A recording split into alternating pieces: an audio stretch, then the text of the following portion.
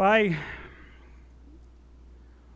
Senhor, quando nós abrimos a Tua palavra que educa, corrige, exorta, santifica, quebranta, humilha, fere,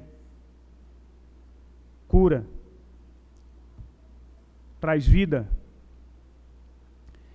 Senhor, em nome de Jesus, nós carecemos, nós precisamos ouvir a Tua voz.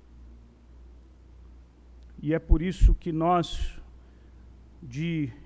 com corações abertos, em nome de Jesus, pelo poder do Espírito Santo de Deus, Pai, fala, por favor, aos nossos corações sedentos, eles precisam de Ti.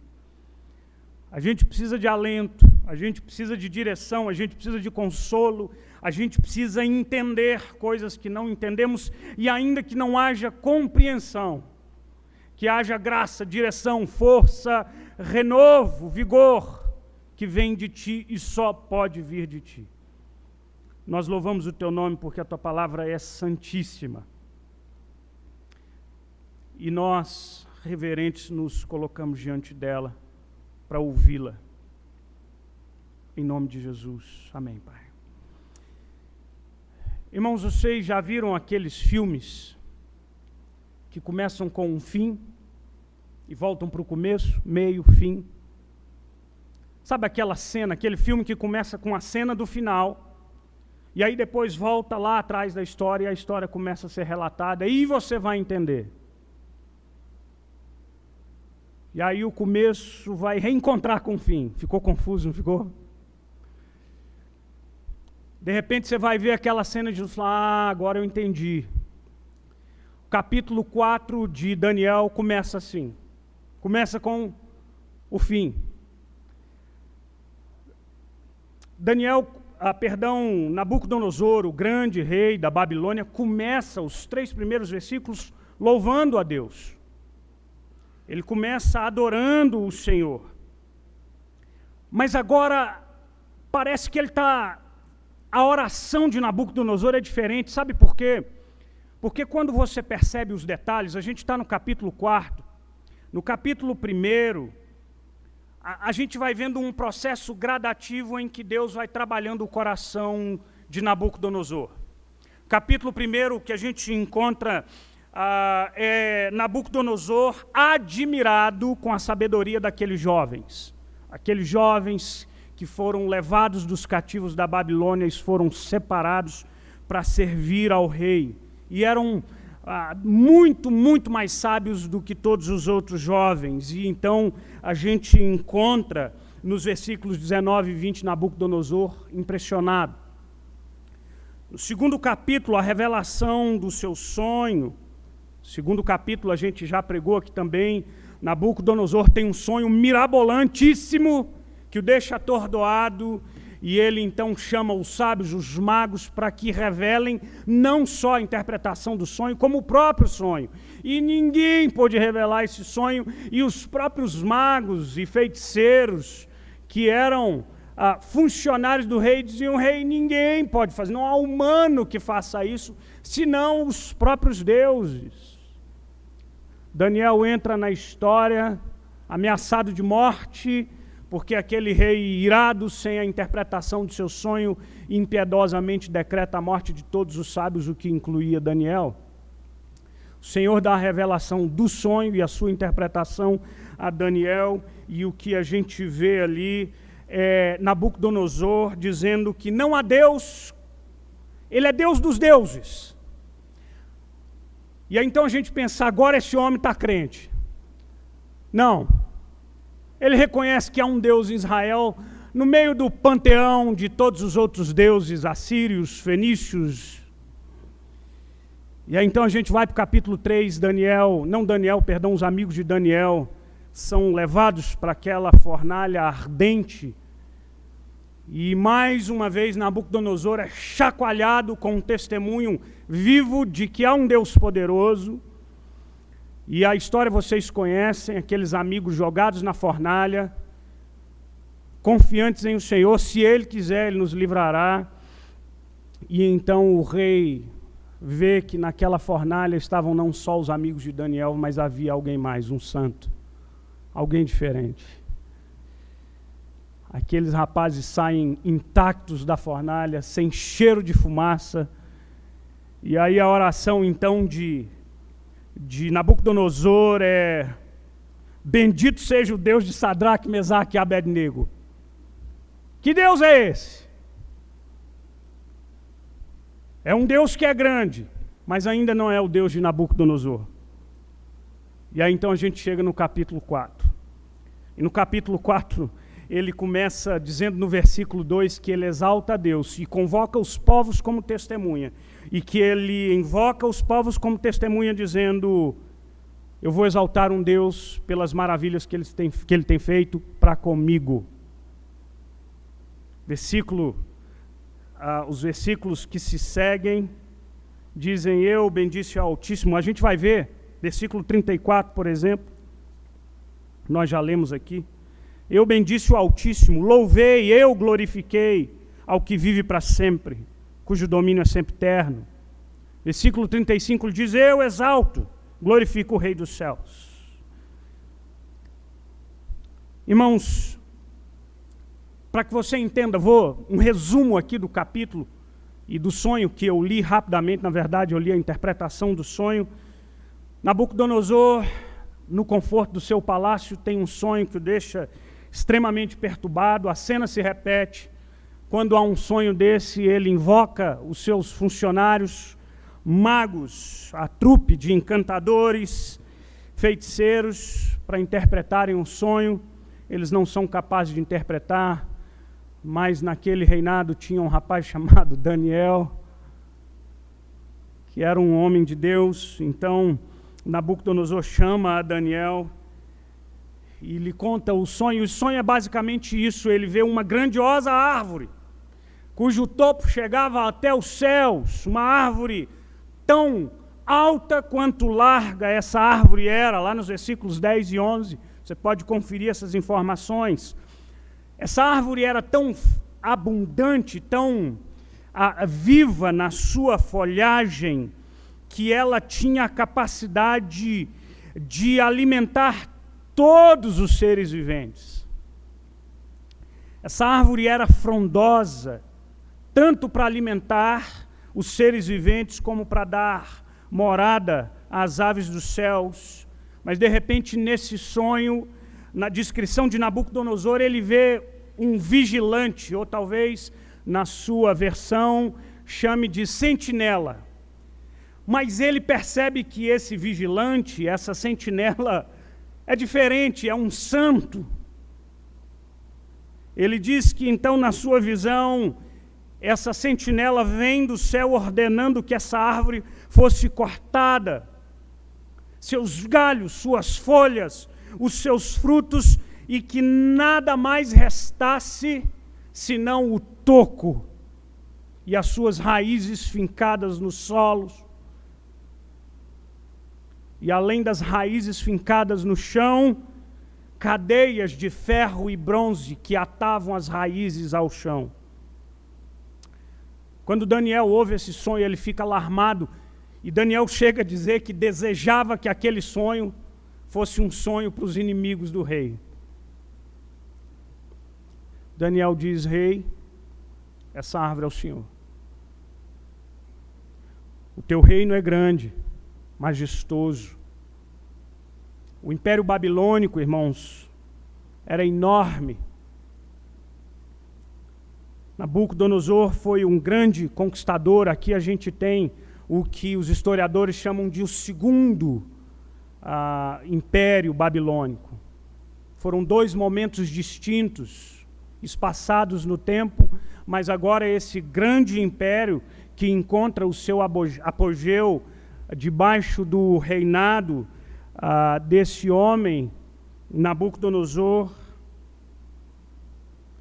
E agora a ordem do céu vem: acabou o seu reino, você vai ser lançado no chão, o seu reino será cortado, você virará e a sua vida será como um bicho você vai para o chão, ser molhado do orvalho, comer capim como os bois e andar como um animal. Por que o Senhor levanta tal juízo contra Nabucodonosor? Por que o Senhor o lança em condição tão deplorável? Porque Deus está corrigindo o homem soberbo, arrogante. Olhando esse texto e o tema da minha mensagem hoje à noite, eu gostaria de falar sobre a anatomia da soberba. Eu queria dissecar ou tentar expor como essa soberba se manifesta, como são características dessa soberba, porque isso serve de alerta para todos nós. Eu queria começar afirmando e falando um pouco sobre a natureza da soberba. Deixa eu fazer uma breve definição para você. Soberba é uma palavra que é bem comum para nós. Soberba é postura arrogante. O dicionário diz que é manifestação arrogante de orgulho, presunção. E aqui eu preciso também chamar a sua atenção, porque a soberba é aquele tipo de pecado que a gente ouve ser apontado e condenado e que a gente pensa logo naquele irmão que devia ouvir esse sermão, né? Vocês lembram uma vez, eu acho que eu contei isso aqui, há muitos anos atrás preguei numa igreja sobre o texto de Tiago que condenava a maledicência à língua. Terminou o culto, uma senhora da igreja veio dizendo: pastor, eu estou maravilhado. Eu falei: é um avivamento. Falei: eu ouvi esse sermão, me dá uma cópia desse sermão. E eu pensei: o Senhor está operando nesse lugar. Nunca ouvi ninguém dizer assim: pastor, desse jeito. Ela falou: me dá uma cópia desse sermão, que tem uma pessoa que eu preciso passar para ela. Eu não quero que você cometa o mesmo erro quando a gente dissecar a soberba. Sabe por quê? Porque esse pecado habita a natureza humana, em maior ou menor grau. Eu e você somos suscetíveis a esse mal. As raízes da soberba remontam ao Éden. Você lembra? A criação de Deus vivendo em plenitude. Nós tínhamos tudo. Nós vivíamos em plenitude, mas nós queríamos mais. A gente queria ser mais do que a gente era. A gente queria ter mais do que a gente poderia. A gente desejou ser Deus. Não foi essa a tentação do Éden? Vocês têm tudo, mas do fruto da árvore do conhecimento do mal, do bem e do mal, essa está vetada para você e para sua esposa. E a tentação da serpente foi: no dia que dela comer, vos abrirão os olhos e como Deus sereis.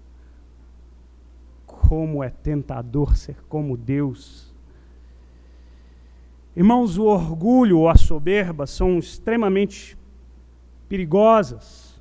Joe Bick escreve um dos capítulos do livro chamado Ao Amado Timóteo. Olha que coisa maravilhosa que ele diz, e verdadeira. Ele diz que o orgulho foi o primeiro inimigo de Deus.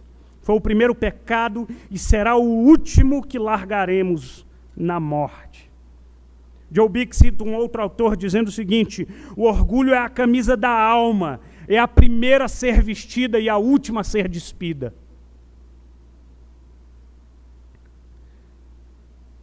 Irmão, sabe um problema gigantesco? É que, muito embora a maioria das culturas elas encarem a soberba, o orgulho como algo ruim, como um vício,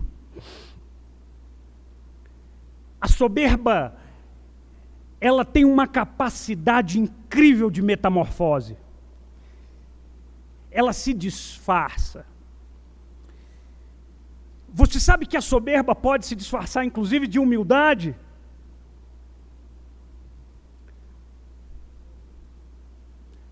Às vezes a gente gosta de ser elogiado da nossa humildade.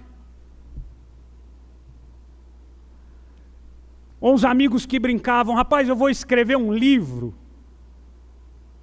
sobre os 5 passos para alcançar a minha humildade.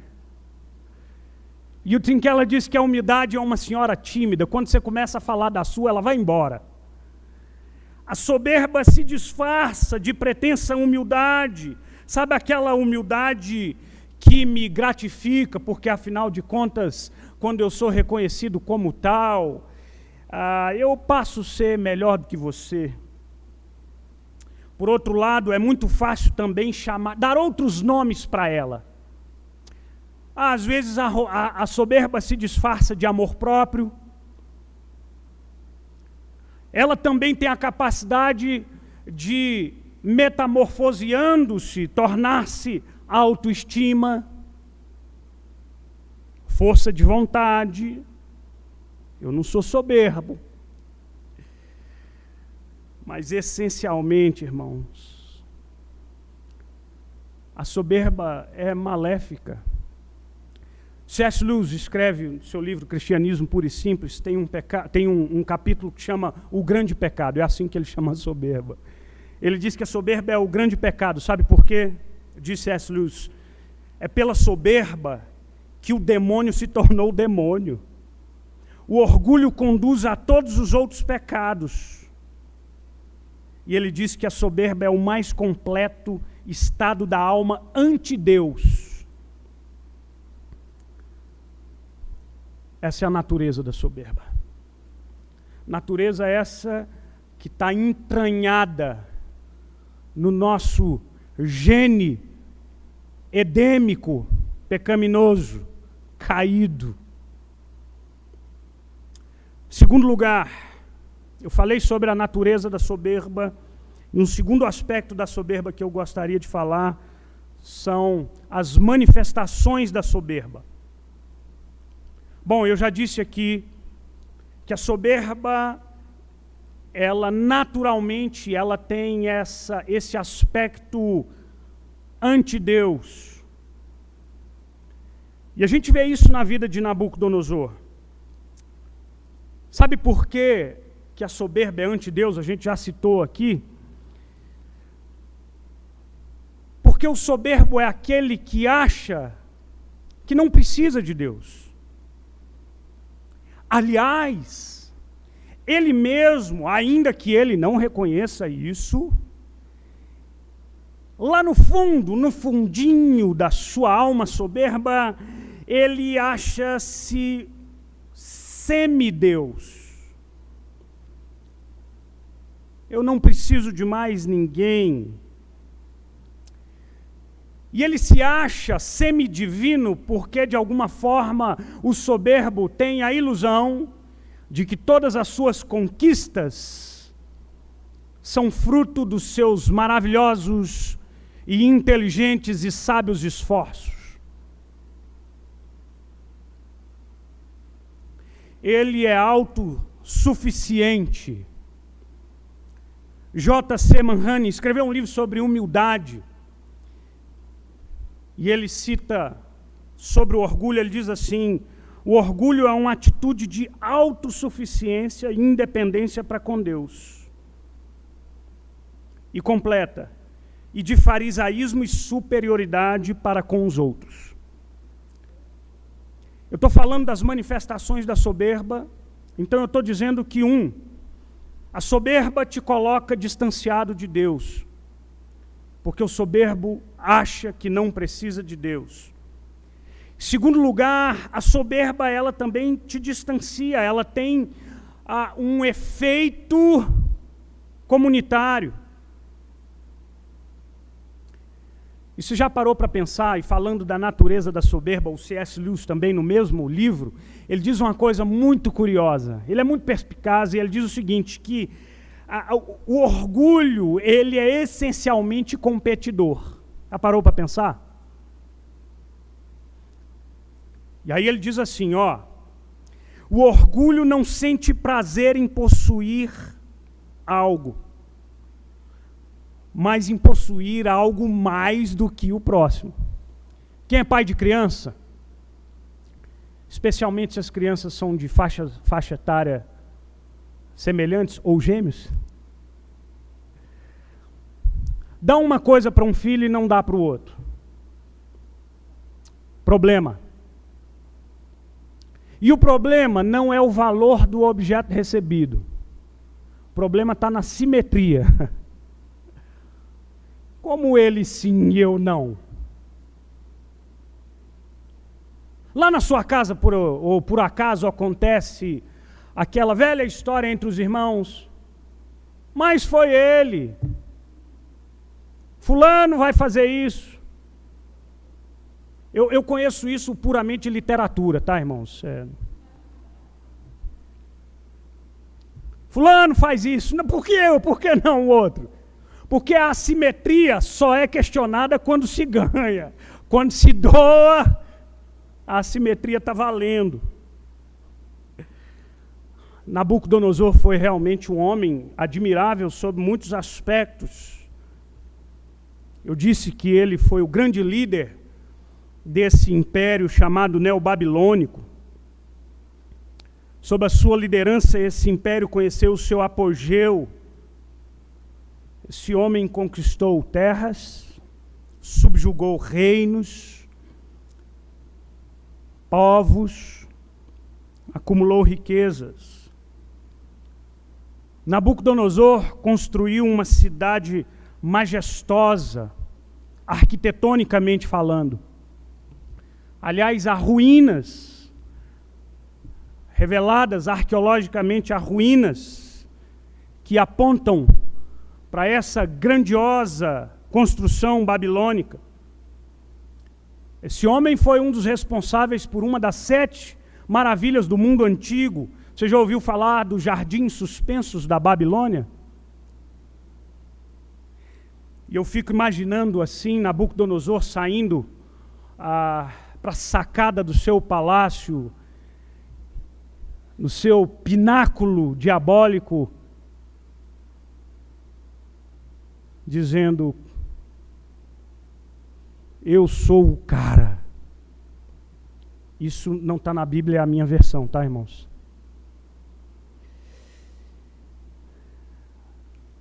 A soberba de Nabucodonosor se manifesta na sua relação com Deus e na sua relação com o próximo. Aliás, o versículo 17 é categórico ao afirmar que esse decreto que vem do céu, ele veio, diz o texto, abre aspas, a fim de que conheçam os viventes que o Altíssimo tem domínio sobre o reino dos homens. Essas foram as palavras ouvidas no sonho de Nabucodonosor. Se você ler e olhar o versículo 29 ao 32, você vai encontrar as exatas palavras de Nabucodonosor, porque presta atenção, depois Nabucodonosor recebeu o sonho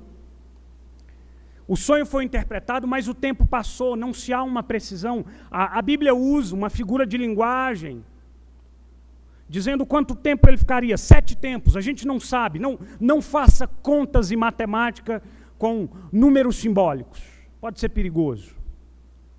Mas o fato é que, passado um determinado tempo, a gente tem a impressão de que Nabucodonosor, como é próprio de um soberbo, havia esquecido da exortação. E aí, olha lá no versículo 29, vai lá no versículo 29 em diante.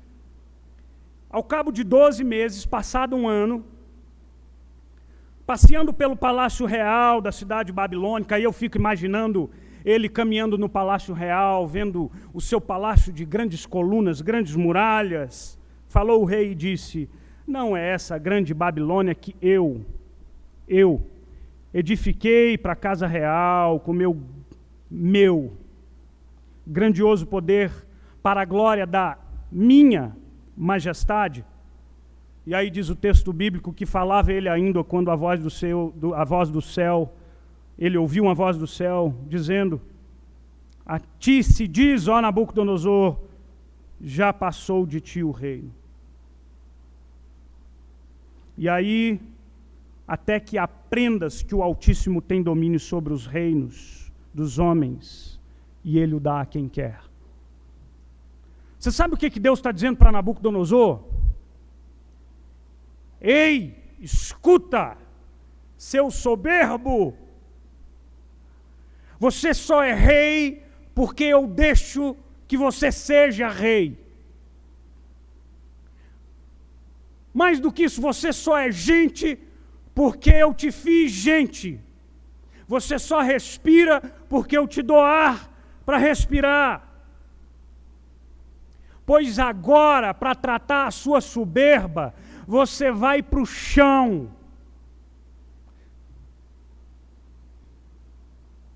Você vai aprender. Esse homem almejou uma glória que não era dele. Ele supôs ter um poder que não lhe pertencia. Ele julgou operar feitos que não foram fruto da sua habilidade, das suas qualidades e adjetivos. A manifestação da soberba de Nabucodonosor se reflete na relação com Deus, para o alto. Mas ela também se reflete na relação com o próximo. Olha que coisa interessante. Depois de Daniel revelar o sonho de Nabucodonosor, olha o que diz o versículo 27. É um conselho de Daniel. Olha que conselho interessante. Portanto, ó rei, aceita o meu conselho e põe termo, ou seja, acaba pela justiça em teus pecados, em tuas iniquidades, usando de misericórdia para com os pobres. E talvez se prolongue a sua tranquilidade. Ei, rei, deixa de ser injusto. Deixa de oprimir. A soberba se manifesta pelo desprezo do outro. Porque para o soberbo não há outro. Há somente eu. Há somente os meus interesses. O outro, para o soberbo, só existe na utilidade das minhas conveniências. É a única forma que o soberbo enxerga o outro.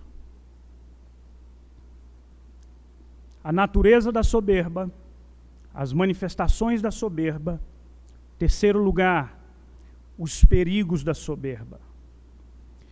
Irmãos, a soberba é perigosa em muitos aspectos. E a gente pode aqui supor e inferir, pela forma como ela se manifesta, nos afastando de Deus e limando as nossas relações, nos afastando do próximo. Eu posso dizer aqui de uma forma muito óbvia que a soberba nos afasta de Deus.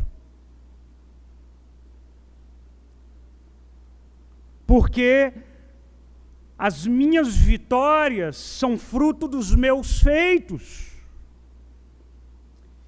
E eu repito, reitero, reforço, que ainda que a gente não admita, quando achamos que somos os únicos responsáveis pelas nossas conquistas, nós nos autoiludimos e achamos que nós mesmos somos semideuses. A soberba distorce a nossa autoimagem. Sabe por quê, irmãos? Porque a soberba embrutece o nosso coração. A soberba endurece-nos por dentro. O soberbo não admite nem as suas limitações, nem as suas falhas. A vida conjugal é um ambiente extremamente frutífero para a manifestação da soberba. O soberbo é aquele que normalmente acha que se alguma coisa deu certo, foi por minha causa. E se deu errado, a culpa é sua. Não é minha. Você percebe que a soberba nos corrói, nos degenera por dentro? A soberba nos distancia do outro, eu já disse isso, a forma como ela se manifesta. No coração do soberbo só há espaço para o seu ego, para os seus interesses. Não há outro. Não há lugar para empatia. Porque a única dor que merece atenção é a minha própria dor. Não há lugar para arrependimento. Porque o soberbo não consegue reconhecer que erra. Muito pelo contrário, ele se consome de ira quando alguém falha com ele. O seu coração é duríssimo para enxergar as próprias falhas, mas os seus olhos estão atentíssimos para detectar a falha alheia. É aquela velha dinâmica do cisco e da trave. O Tim Keller diz uma coisa maravilhosa no seu livro Deuses Falsos. E ele chama a atenção para um aspecto muito curioso desse texto. A soberba, ele vai longe. Ele diz que a soberba desumaniza. Deixa eu ler a citação do Keller. Ele diz assim: uma das grandes ironias do pecado é quando os seres humanos tentam ser mais do que seres humanos. Eles acabam se tornando menos que seres humanos. Ser o seu próprio Deus e viver para a sua própria glória e poder conduz ao tipo mais bestial e cruel de comportamento. E aí ele termina dizendo: o orgulho te faz um predador, não uma pessoa. Você viu o que aconteceu com Nabucodonosor?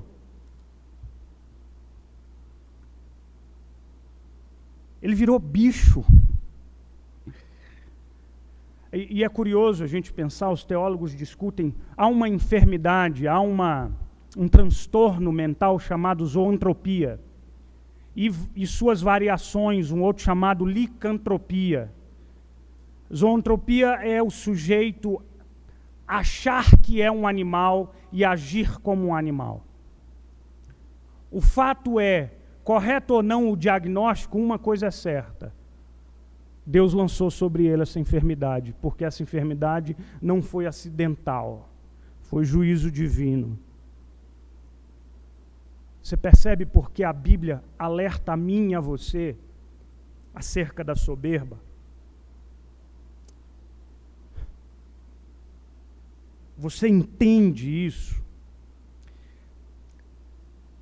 E eu preciso dizer para você que eu preciso falar isso para mim sempre, porque eu não vos falo como quem é isento do mesmo mal que todos nós padecemos. Seria uma grande soberba achar que não sou vulnerável. Quem é que não gosta de um bom tapinha nas costas? Que a princípio não tem nada de ruim, mas tem um perigo tão grande a forma como eu o absorvo. Você lembra de Provérbios 16:5? Abominável é ao Senhor, presta atenção. Não é desagradável, não é incômodo, não é chatinho. A Bíblia diz que é abominável ao Senhor todo arrogante de coração.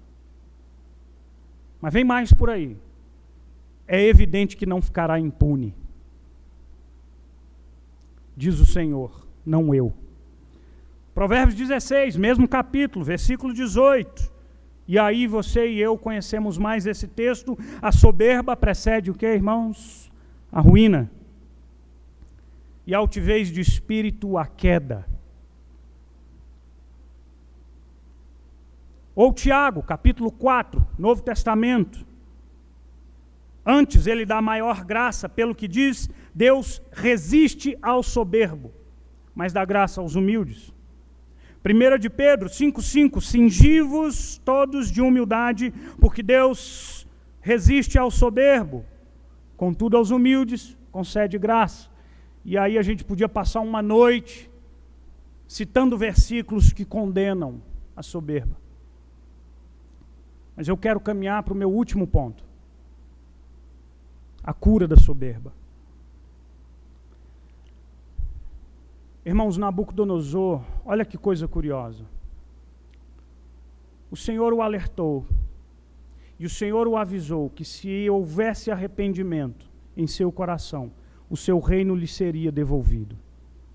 Eu quero chamar a sua atenção para alguns fatos. Um deles é, lembra que Deus está falando a um povo exilado, escravizado, sem esperança de retorno para a sua terra?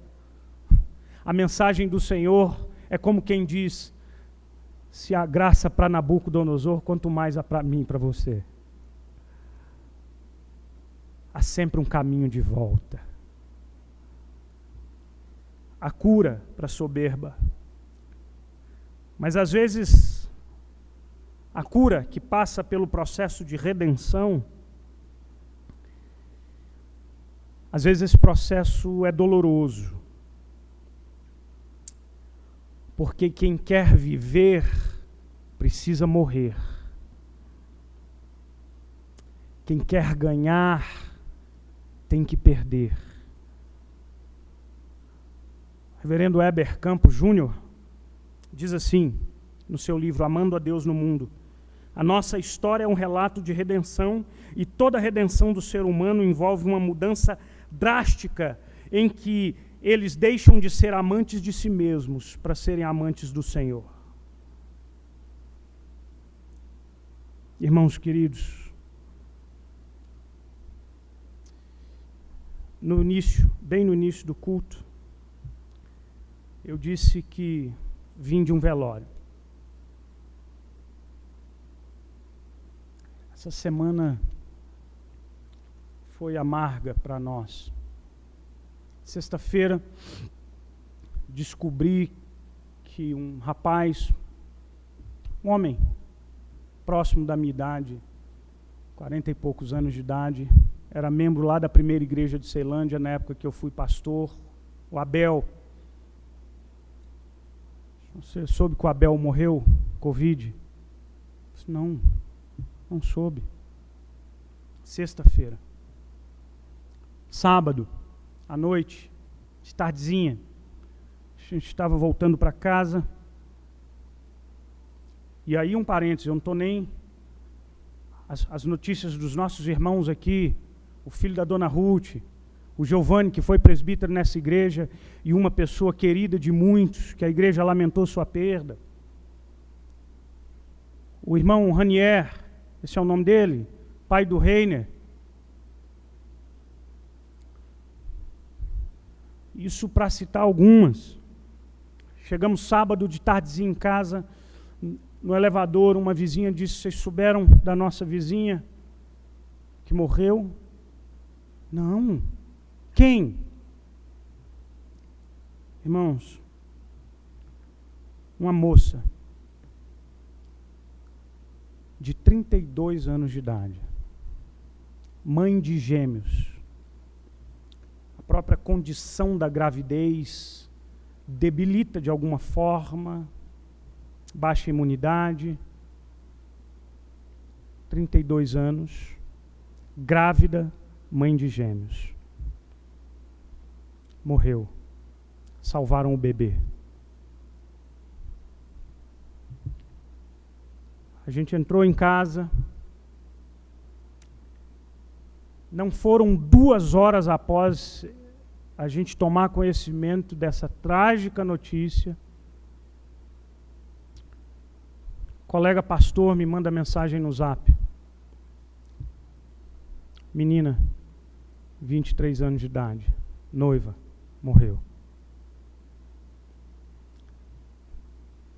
Foi contaminada, estava indo bem, em casa. Ao ser internada, descobriram um quadro diabético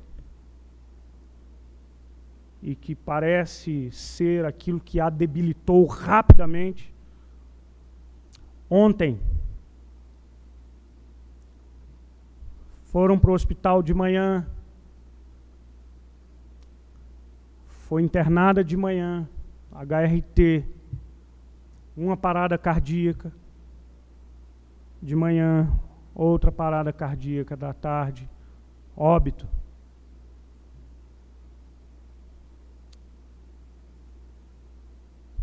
Liguei para esse amigo pastor Edilton, está lá na segunda igreja, a gente estava conversando, estava falando, rapaz, meu coração está buscando respostas. É juízo. O que está acontecendo? E ele me disse uma coisa interessante, ele falou, cara, você parou para pensar que a gente que vive nessa geração, ora, nós somos uma geração que está experimentando os frutos do avanço científico. As pessoas vivem mais, muito mais. A gente não está acostumado a ver mortes assim.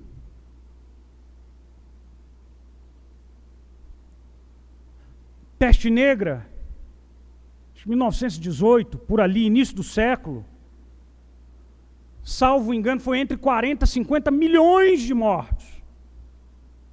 Há relatos de que os corpos eram empilhados na frente da casa. Mas eu não estou acostumado com isso.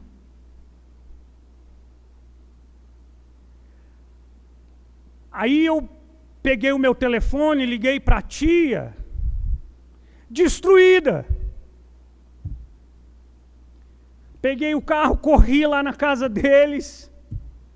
Os pais não estavam lá, mas a família, a avó, tios, primos.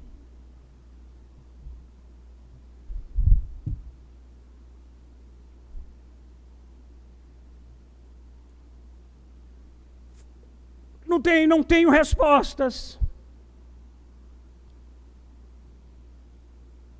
Mas uma coisa eu sei e uma coisa eu me empenho em tentar entender, dizer assim, Senhor, a gente precisa aprender alguma coisa com tudo isso. O John Piper diz uma coisa interessante, ele diz assim, ainda que Deus tenha se entristecido conosco, Ele nunca trará aflição pela mera punição. Seus propósitos sempre incluem redenção. Seja juízo ou não, uma coisa é fato, o que a gente vê é fruto de um mundo quebrado. A morte, a doença, a pandemia, há limitações, há guerras, há desavenças. Mas eu preciso olhar e dizer o que eu tenho que aprender. Pedi para o pastor Rafael hoje pela manhã, eu não viria, fiquei de prontidão. Por fim, que esse velório só aconteceu agora, de tardezinha, caixão lacrado, envelopado. E uma mãe da minha idade, os pais jovens. Uma irmã da idade das minhas filhas.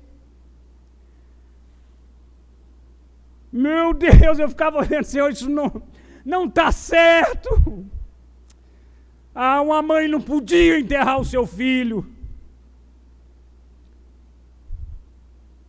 Meu coração tem relutância de entender esse negócio. E aí ele fica no dilema de dois caminhos. Um é, se revolta, amaldiçoa teu Deus e morre, porque esse Deus está silente no meio da dor dessa mãe.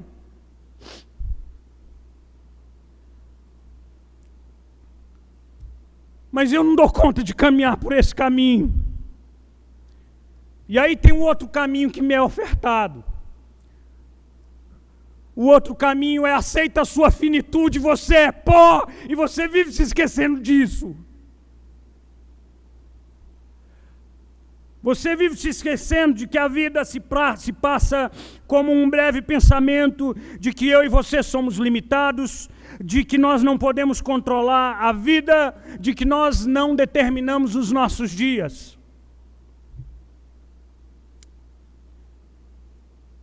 E aí, na minha dor, eu preciso me recolher na minha insignificância e dizer, Pai, tem piedade dessa mãe.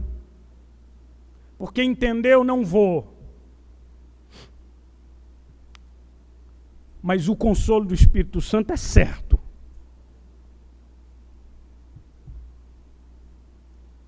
E aí, Nabucodonosor, levantou da sua animalesca doença e levantou os olhos para os céus e disse: Senhor, eu exalto o seu nome, porque o Senhor é quem põe, o Senhor é quem tira, o Senhor é quem faz todas as coisas. E é isso que eu queria que a gente entendesse no meio dessa pandemia.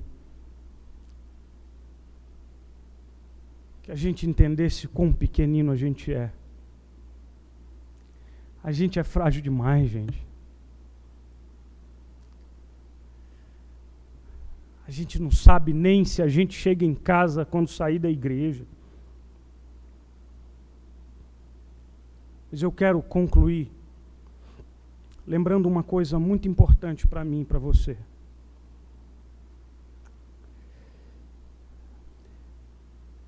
Eu disse isso para essa mãe hoje. Falei, olha, é natural que os nossos corações questionem. Mas o Deus que nós servimos não é Deus impassível, lá no seu trono de glória.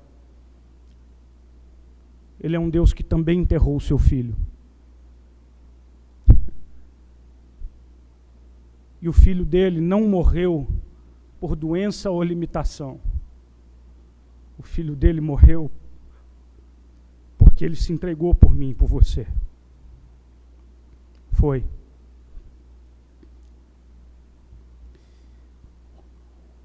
O filho dele experimentou a dor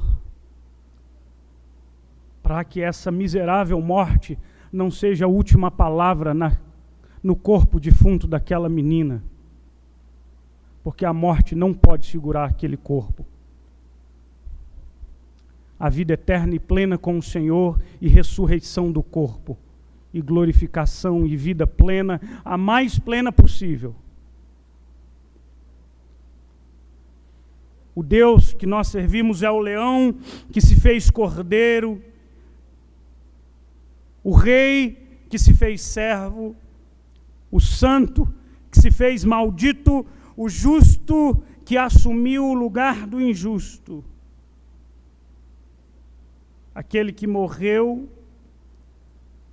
por nós, para que nós vivêssemos por ele.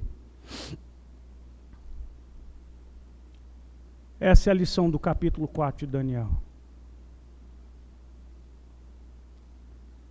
Essa é a lição que eu quero dividir com você e convidar o seu coração para averiguar as profundezas da sua alma e lutar com todas as suas forças contra essa maldita arrogância que nos distancia do Senhor, que fere a nós mesmos, que nos desumaniza, que nos afasta do próximo. E diante de dias tão difíceis, de que a gente caia em pranto diante daquele que é todo poderoso, dizendo: eis-nos aqui, Senhor. Feche os seus olhos, irmãos, vamos orar ao Senhor.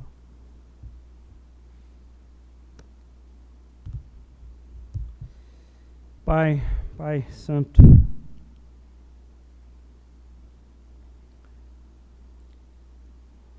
oh Senhor, perdoa-nos, averigua, investiga os nossos corações e nos cura do orgulho, da arrogância, da prepotência maligna que nos distancia do Senhor.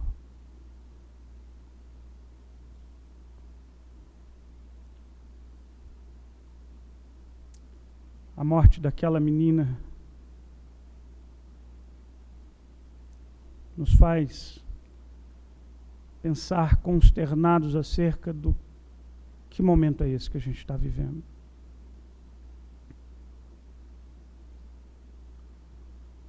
E a morte de uma moça aparentemente saudável me traz de volta e traz à memória aquilo que eu sou: pó, sombra, sopro. Tem piedade de nós. Nós nos colocamos diante do Senhor contritos e nós erguemos as nossas vozes aos céus dizendo: tem piedade de nós. Tem piedade do nosso país.